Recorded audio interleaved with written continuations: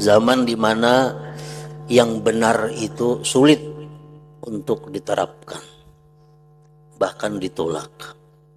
Sedangkan kezaliman, penganiayaan, perbuatan maksiat tidak ditolak, dianggap biasa. Zaman yang sudah buta, zaman yang sudah tuli daripada kebenaran. Nah, zaman itulah yang dimaksud dengan zaman fitnah, di mana kita bergaul kepada masyarakat pasti akan memperbuat dosa. Kita turun dari rumah, sulit menghindar daripada dosa.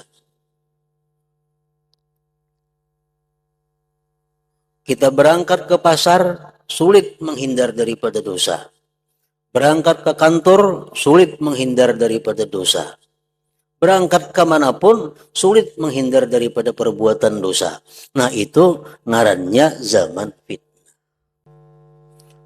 Karena apa? Karena di masa itu boleh dikatakan setiap orang yang kita kenal, setiap masyarakat yang kita bergaul dengan mereka selalu mengarah kepada perbuatan dosa. Datang kawan bawa kabar nang kada baik. Saya kung datang kawan pulang kepada kita menyembati orang. Saya kung datang kawan kepada kita berkisah tentang kejahatan. Nah, ini menunjukkan bahwa masa itu sudah masa yang mengharuskan kita untuk menjauhi bermasyarakat tadi.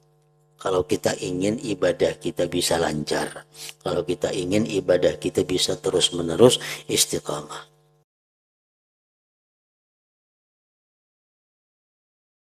Bismillahirrahmanirrahim. Alhamdulillahirabbil alamin. Wassalatu wassalamu ala asyrafil anbiya wal mursalin. Sayyidina wa habibina Muhammadin wa ala alihi wa sahbihi ajma'in. Rasulullah sallallahu alaihi wasallam telah menyatakan, ujar beliau, khairukum qarni. Sebaik-baik kalian itu adalah orang yang di masa aku. Jadi masa yang paling baik itu adalah di masanya Rasulullah sallallahu alaihi wasallam. Nah, kemudian masa sahabat nomor 2-nya. Kemudian lagi masa tabi'in, masa generasi sesudah sahabat. Kemudian lagi masa tabi'it tabi'in, masa generasi kedua dari tabi'in. Jadi semakin jauh daripada Rasulullah, maka masa ini semakin buruk.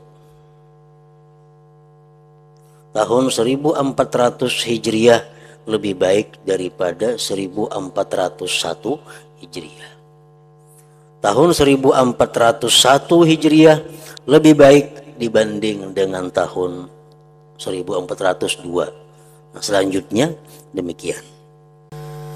Artinya zaman ini adalah zaman yang kita telah diperingatkan dalam ucapan Ka'ab dan dalam ucapan Ibnu Mas'ud radhiyallahu anhuma. Suatu zaman di mana perkara benar ditolak seluruhnya. Sedangkan tindak aniaya, kezaliman dan perampasan hak orang lain tidak ditolak. Zaman ini adalah zaman yang buta, zaman yang tuli, zaman yang tiada jelas. Di zaman ini iblis naik turun.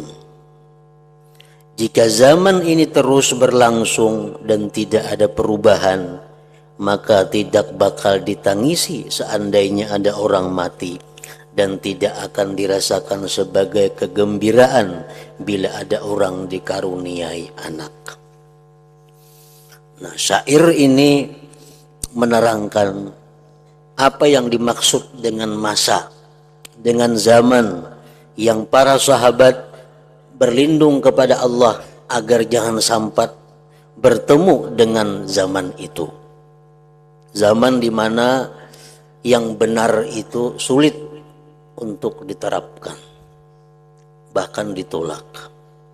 Sedangkan kezaliman, penganiayaan, perbuatan maksiat tidak ditolak, dianggap biasa. Zaman yang sudah buta, zaman yang sudah tuli daripada kebenaran. Nah, zaman itulah yang dimaksud dengan zaman fitnah, di mana kita bergaul kepada masyarakat pasti akan memperbuat dosa. Kita turun dari rumah sulit menghindar daripada dosa. Kita berangkat ke pasar sulit menghindar daripada dosa. Berangkat ke kantor sulit menghindar daripada dosa. Berangkat kemanapun sulit menghindar daripada perbuatan dosa. Nah, itu ngarannya zaman fitnah. Nah, zaman seperti itulah yang mana para sahabat berlindung agar jangan sampai menjumpainya. Dan mereka itu menganjurkan kepada kaum muslimin, bila sudah bertemu masa seperti itu, mereka menganjurkan agar beruzlah, agar mengucilkan diri daripada masyarakat.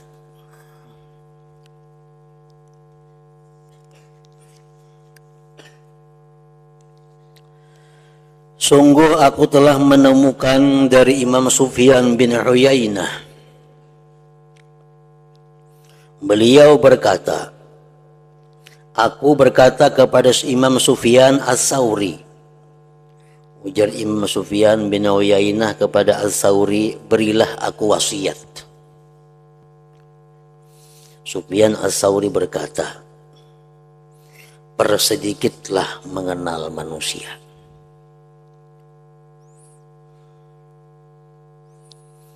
Jadi Imam Sufyan As-Sauri, aku memberikan nasihat, ikam jangan banyak bepatuhan lawan manusia, jangan banyak berkenalan lawan manusia.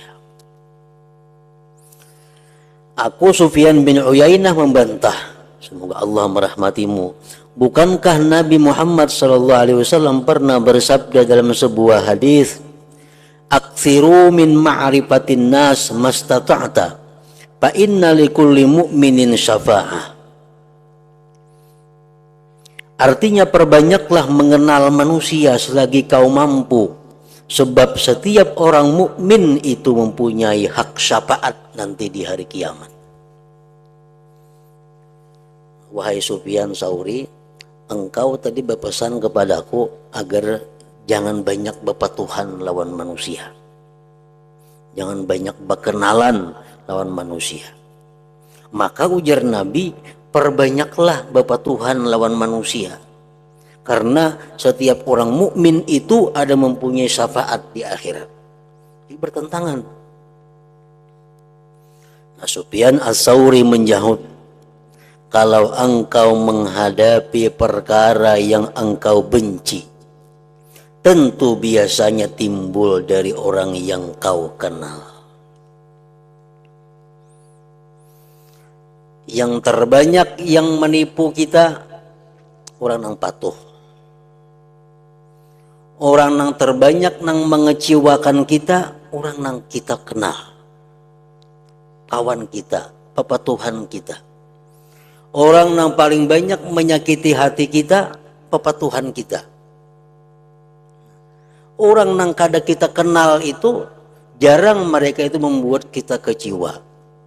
Orang yang kita kada patuh itu jarang menyakiti hati kita. Orang yang kita kada patuh itu jarang mengganggu kita. Biasanya yang mengganggu kita, menyakiti kita, menyusahkan kita, mengecewakan kita orang yang kita patuh, orang yang kita kenal.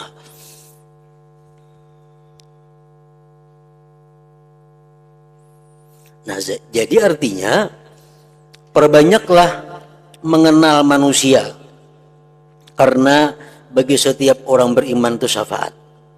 Ini maksudnya adalah di masa-masa yang baik. Kalau kita hidup di masyarakat yang baik, masyarakat yang baik itu adalah masyarakat yang mengamalkan hukum Allah. Nah, kita hidup di masa itu, ayo kita banyak-banyak patuh, banyak-banyak kenal dengan mereka. Karena mereka mempunyai syafaat nanti di akhirat. Tapi kalau kita hidup di masa fitnah, di masa di mana kita sulit berbuat taat bila bergaul dengan masyarakat. Nah, di masa itu sebaiknya kita adalah mengurangi kenalan, mengurangi patuhan, karena setiap kenalan patuhan itulah yang nantinya akan mengganggu, mengecewakan kita. Nah, jadi masalah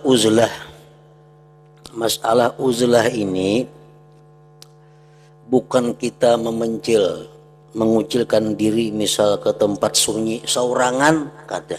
Bukan itu dimaksud uzlah. Misal di kampung kita ini sudah masyarakat rusak. Masyarakat sudah rusak. Kalau kita uzlah ke tengah tempat nang kadada orang, bukan artinya kita sorangan di situ begana. Bukan itu maksudnya. Orang uzlah itu boleh membawa keluarga, tapi keluarga yang baik. Boleh membawa kawan, tapi kawan yang baik. Kawan yang baik itu antara dua. Disebut kawan itu baik adalah satu, kawan itu mengingatkan kita bila kita lalai kepada Allah. Kawan itu menolong kita bila mana kita berbuat sesuatu kebaikan dan mencegah kita bila mana berbuat kejahatan. Itu kawan yang baik. Nah, kawan yang seperti itu baik ngarannya. Yang kedua, kawan yang baik itu adalah kawan yang mau menerima apa nasihat kebaikan dari kita. Jadi antara dua tuh. Nang kita kawani ini, nang boleh kita bawa dalam beruzlah itu kawan, keluarga boleh, tapi antara dua tadi. Nang kawan itu bisa mengingatkan kita kalau kita lalai, kalau kita memperbuat kesalahan, dan mendukung kita kalau kita berbuat kebaikan. Yang kedua, kawan ini kada bisa menegur kita. Inya kada bisa mengingatkan kita, tapi kalau kita nasihati, inya memakai. Kalau kita beri arahan, inya menuruti. Nah, itu kawan atau keluarga yang baik. Nah, terhadap orang-orang seperti ini, itu boleh kita bawa uzlah. Misal orang 10, orang 20, orang 30 berangkat meninggalkan masyarakat yang sudah kacau. Berangkat ke daerah nang kadada pergaulan. Di situ membangun suatu kampung, membangun sesuatu peristirahatan untuk menghindarkan diri daripada kejahatan-kejahatan. Nah, walaupun 100 ke orangnya, tapi orang yang kita bawa uzlah itu adalah orang yang sifatnya kayak tadi. Kalau kita salah, inya menegur. Kalau kita baik, inya mendukung. Atau kada bisa kayak itu, tapi kita beri nasihat, inya menurut. Nah, itu di bawah uzlah. Jadi uzlah bukan seorangan berangkat ke tengah hutan umpamanya menyendiri, bukan itu dimaksud dengan uzlah ini.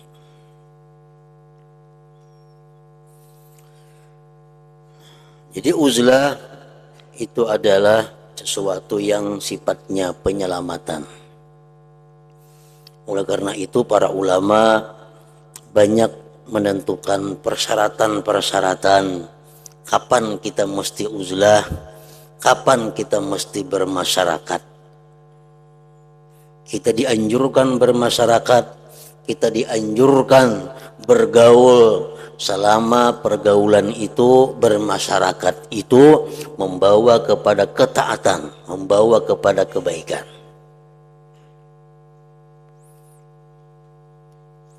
Kalau kampung kita baik umpamanya, masyarakat kita nih baik, di kampung kita itu berbuat ibadah nyaman, di kampung kita itu berbuat taat nyaman, di kampung kita itu jarang orang-orang melakukan maksiat secara terbuka. Ya, maksiat ini membuat berbahaya bila mana maksiat itu sudah dilakukan secara terbuka dan sudah dianggap wajar. Nah, ini sudah berbahaya. sudah masa fitnah. Nah, di zaman dahulu 60 tahun, 50 tahun, 40 tahun telah lalu, kisah orang-orang Bahari itu di Nagara contohnya. Nah, di Nagara itu kalau bebinian tuh, di situ ada rumah, ada kayak wahini bewisi-wisi di rumah. Bila kaparluan tuh ke Batang Banyu. Nah, jadi kalau bebinian itu hendak ke Batang, bakal kamban menutup aurat. Kenapa kakamban lu tergugur? Kada sengaja. Kakamban lu tergugur, kelihatan rambut. Binian tadi bebulik ke rumah, bebulan-bulan kada turun, malu supan. Nah, ini masa yang luar biasa bagus. Ada orang berbuat sesuatu nang inyak ada sengaja. Binian teh turun ke Batang. Kenapa tagugur ke Kamban? Kelihatan orang bebulik ke rumah. Mbah itu supan bebulan-bulan kada turun lagi ke Batang itu. Nah, ini zaman yang bagus. Lain halnya dengan masa yang disebut masa fitnah. Zaman fitnah itu orang bangga menampilkan aurat, babang hijau lagi rambutnya. Ini masa fitnah. Pulang bulik di tengah kartak, bakal kamban kada, besolawar handap bini-bini, baju singlet. Ini masa fitnah. Kalau pang dianggap terlalunya itu kada, dianggap biasa. Nah, ini yang disebut salah satu tanda itu zaman sudah rusak. Itu zaman sudah menganggap sesuatu yang sifatnya maksiat dianggap biasa. Nah, di zaman dahulu, contoh zaman dahulu lebih baik daripada zaman sekarang. Zaman sekarang lebih baik daripada zaman yang akan datang. Orang dahulu, ada dahulu bana bang. Kalau orang tuh belajar mengaji, akan-akannya belajar mengaji, lu ke rumah, ada guru spesial guru mengaji. Kenapa sih kekanak ini membuat Quran? Kan membuat Quran belajar mengaji. Tagugur Quran itu, tagugur bukan sengaja menggugurkan, nggak ada tagugur Quran nih. Tagugur berselamatan. Jadi doa selamat, nukar lapat, nukar apakah? Masih guru membacakan doa selamat. Kenapa? Takutan Quran tadi tagugur. Kalau kau membawa bala, kalau membawa kutukan Allah. Padahal Quran tagugur itu kada sengaja. Itu dimana orang-orang dahulu sangat mengagungkan, sangat memuliakan Al-Quran itu.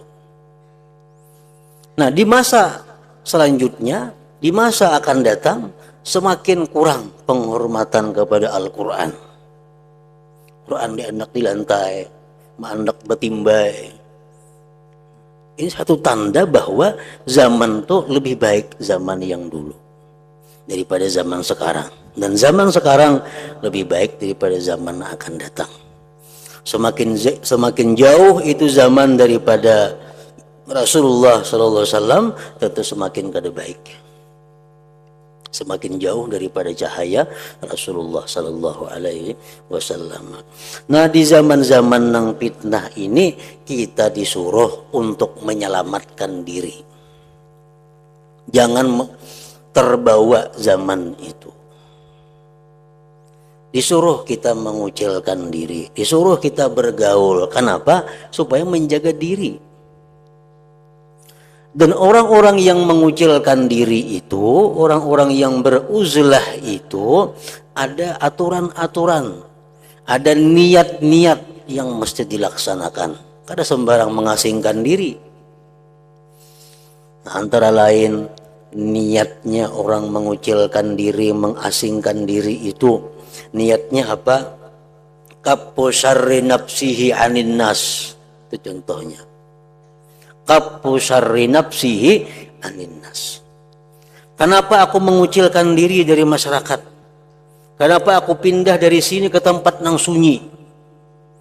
Untuk menahan kejahatan diriku terhadap manusia. Karena kalau aku masih bermasyarakat, mungkin aku menggibah orang, Mungkin karena aku memfitnah orang. Mungkin karena aku dengki kepada orang. Mungkin karena aku ini kepada orang. Jadi aku mengasingkan diri ini ada tujuannya apa? Untuk menahan kejahatan diriku. Jangan sampai kena orang lain. Nah, itu satu niatnya. Yang kedua niatnya itu adalah talabus salamah min syarril asrar. Mencari selamat dari kejahatan orang-orang yang jahat.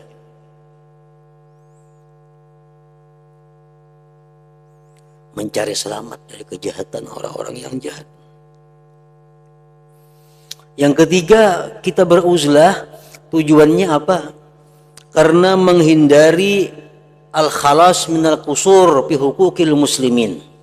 Menghindari kekurangan kita menunaikan hak-hak orang muslim. Karena kalau kita bermasyarakat ada hak-hak orang muslim pada kita, di mana mereka sakit mesti diilangi, mereka kesusahan mesti dibantu, mereka mati mesti diantar. Itu hak orang muslim. Jadi aku uzlahnya adalah untuk supaya selamat daripada ketidakmampuan diriku menunaikan hak-hak orang Islam. Nah, yang keempat, uzlah itu adalah tujuannya apa? Untuk bisa meluruskan, mengaktifkan, merutinkan ibadah. Bila aku masih bergaul di masyarakat, ibadahku kadang-kala rutin, ibadahku kadang-kala terus menerus karena banyak gangguan macam-macam. Nah, dengan beruzlah itu, maka ibadahku kuharapkan bisa istiqamah. Nah, itu niat yang kita bawa dalam uzlah.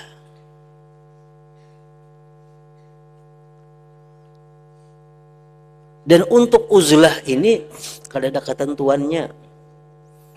Sebulan kada, setahun kada, sehari boleh uzlah. Misal aku kalaunya seminggu ini aku 2 hari naik ke gunung atau naik ke dusun membawa keluarga. Dalam 2 hari itu aku mengkhususkan diriku untuk ibadah kepada Allah, memutuskan hubungan dari segala macam bentuk kejahatan-kejahatan dan hal-hal yang berpotensi membawa kepada kejahatan. Lalu misal bila hari Jumat atau hari Ahad dia berangkat bersama keluarganya ke suatu daerah yang ada pergaulan manusia. Nah, dalam 2 hari dia beribadah kepada Allah Ta'ala. Karena sudah 2 hari boleh pulang ke kampung. Nah, itu boleh uzlah seperti itu. Nah, jadi niatnya uzlah kayak tadi. Dan dalam uzlah itu ada hal-hal yang mesti dilakukan. Pertama, dalam uzlah itu jangan mencari-cari berita-berita yang ada di masyarakat.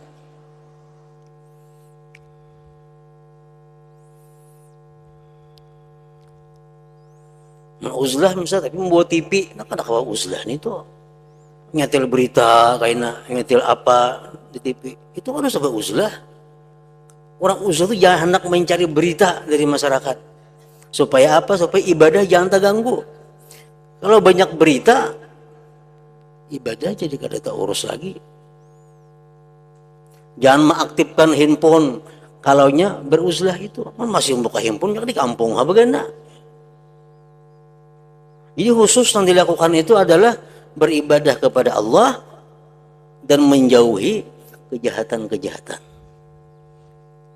Nah, ini dituntut kalau kita hendak istiqamah, kalau kita hendak bisa terus-menerus beribadah kepada Allah.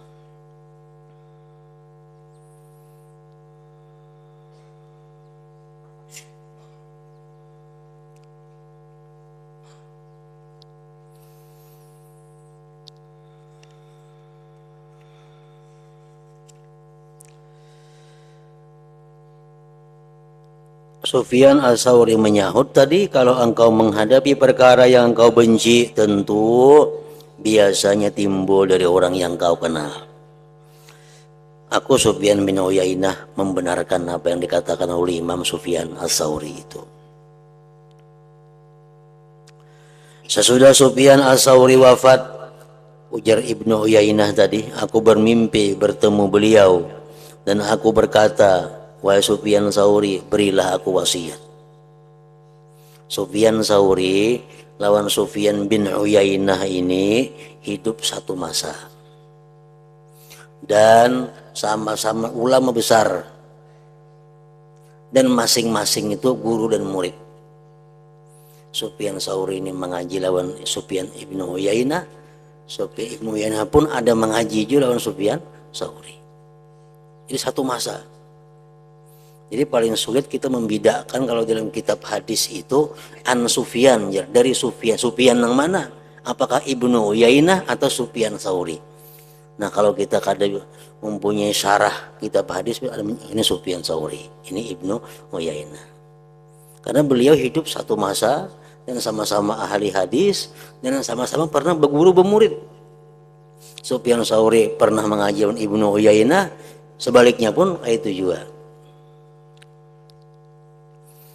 Nah, ujar Sufyan bin Uyainah, begitu Sufyan Tsauri ini wafat, aku bermimpi bertemu beliau dan aku berkata, berilah aku wasiat, berilah aku pesan, berilah aku nasihat.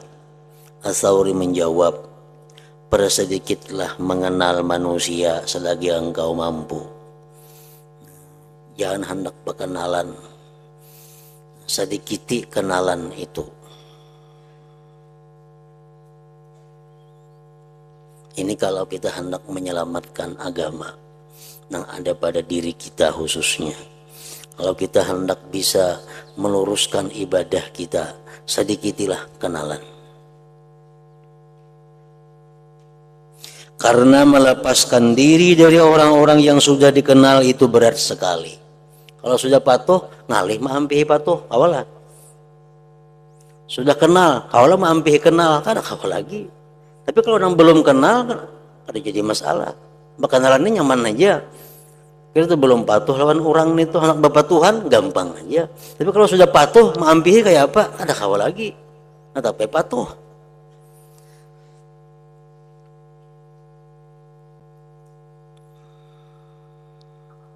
Jadi bergaul itu baik kalau pergaulannya itu adalah membawa ibadah, dan bergaul kepada kawan yang baik lebih baik daripada uzlah, daripada menyendiri. Kalau kita hidup di tengah masyarakat yang agamis, di tengah masyarakat yang memuliakan hukum-hukum Allah, di tengah masyarakat yang menghindari hal-hal yang dilarang Allah, lebih baik kita bergaul daripada menyendiri. Tetapi menyendiri itu lebih baik daripada bergaul dengan orang-orang yang jahat, orang-orang yang membawa kita kepada perbuatan maksiat. Ada ulama yang membuat syair yang artinya senada dengan kisah tersebut. Wa maziltu mudlahal mashibu fi mafriqi ufattishu an hadzal wara wa ukashifu. Fama in arabtun nasa illa zamamtuhum jazallahu khairan kullaman lastu a'rifu wa ma li dzambun astahiqqu bihil jafa siwa annani ahbabtu man laysa yunsifu. Artinya, sejak kepalaku beruban tidak henti-henti aku menyelidiki masyarakat dan ingin tahu. Ternyata tidak ada manusia yang kukenal kecuali aku mencela mereka. Kenapa? Karena masing-masing mereka itu selalu membiarkan aku dalam kesalahan dan kadang mendukung aku dalam kebaikan. Semoga Allah membalas kebaikan setiap orang yang tidak kukenal.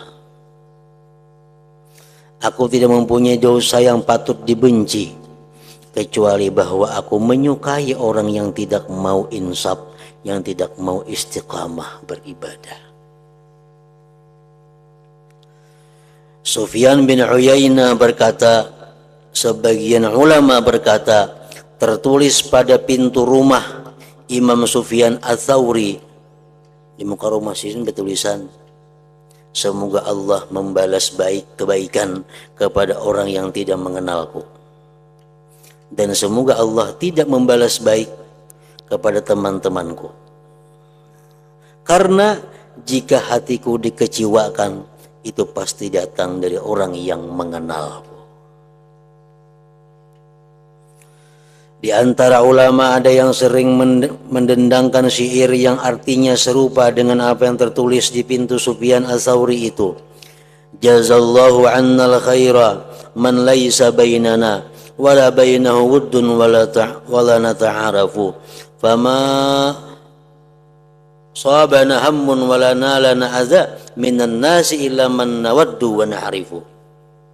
Artinya, semoga Allah membalas kebaikan kepada orang yang tidak ada kasih sayang antara aku dan dia, serta tidak aku kenal. Sebab bila aku mengalami resah dan susah, bila hatiku dikecewakan orang, itu tentu timbul dari orang yang kukasihi dan kukenal. Syekh Al-Fudail berkata, zamanku ini adalah zaman yang perlu dikatakan. Jagalah lisanmu, sembunyikan tempat tinggalmu, rawatlah hatimu, ambillah apa yang kau ketahui baik, dan tinggalkan apa yang kau ingkari, yang tidak kau ketahui kebaikannya. Ini Al-Fudail ini hidup di masa abad pertama, abad 1 sekian. Imam Sufyan Ats-Tsauri berkata, zaman ini adalah zaman diam dan tinggal di rumah.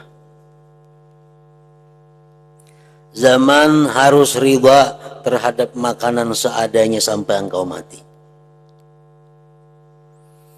Diriwayatkan dari Daud At-Tai, beliau berkata, puasalah, tahanlah dirimu, artinya, dari dunia, dan berbukalah nanti di akhirat.